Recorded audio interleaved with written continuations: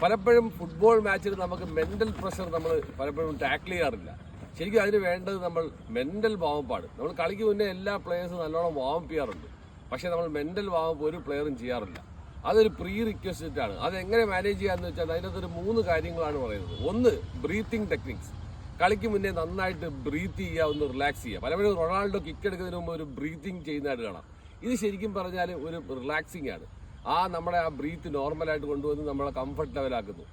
2, നമ്മൾ ഇറങ്ങുന്നതിന് മുമ്പ് ഐ ആം ദ ബെസ്റ്റ്, കളിക്കുന്നതിന് മുമ്പ് ഞാനാണ് ബെസ്റ്റ്, എനിക്ക് എന്നെ കൊണ്ട് ചെയ്യാൻ പറ്റും എന്നുള്ളൊരു കോൺഫിഡൻസ്. അത് പലപ്പോഴും നമ്മൾ റൊണാൾഡോയെ കണ്ടിട്ടുണ്ട്. സെൽഫ് ടോക്കാണ് വി ആർ ദ ബെസ്റ്റ് എന്നുള്ളത്.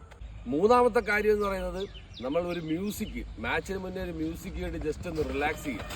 എങ്ങനെ പോയാലും നമ്മളെ മൈൻഡ് റിലാക്സ് ചെയ്യുക എന്നുള്ളതാണ് വളരെ ഇമ്പോർട്ടൻറ്റ്. ഒരു മെലഡി മ്യൂസിക് ആവാം, എന്താവാം, പക്ഷേ നിങ്ങളുടെ മൈൻഡ് റിലാക്സ് ചെയ്യുന്ന മ്യൂസിക്.